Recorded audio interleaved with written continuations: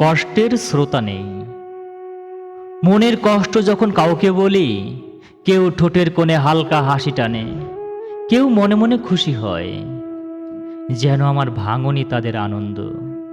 আমি ভেবেছিলাম দুঃখ ভাগ করলে বুঝি কমে, কিন্তু অবশেষে দেখলাম দুঃখ শুনেও অনেকে ভারী করে দেয় মন।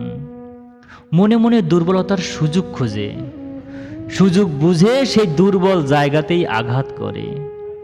সান্ত্বনার বদলে বেদনা দেয়, কাঁধ বাড়ায় না, উল্টো আঙুল তোলে। নিজের আপন জনকে বললেও ঠাট্টা করে উড়িয়ে দেয়, যেন আমার ব্যথা কোনো গল্পের অংশ, গভীর কিছু নয়। তাই আজ আর বলি না কাউকে, চেপে রাখি বুকের ভেতর, দিনের পর দিন, রাতের পর রাত। কিন্তু কষ্ট তো চুপ থাকে না, সে জমে জমে একদিন শব্দ হয়ে ওঠে। তাই আজ আমার সব না বলা কথা কবিতা হয়ে ঝরে। চোখের জলে ভিজে যায় কাগজ, কালির রেখায় ভেসে ওঠে ব্যাখ্যা। মানুষ পেলাম না, না বলা কথা শুনতে। তাই কাগজকে বলি, কলমকে বলি, আর নিঃশব্দ রাতকে বলি, আমার কষ্টগুলো এখন আর কথা নয়, এগুলোই আমার কবিতা।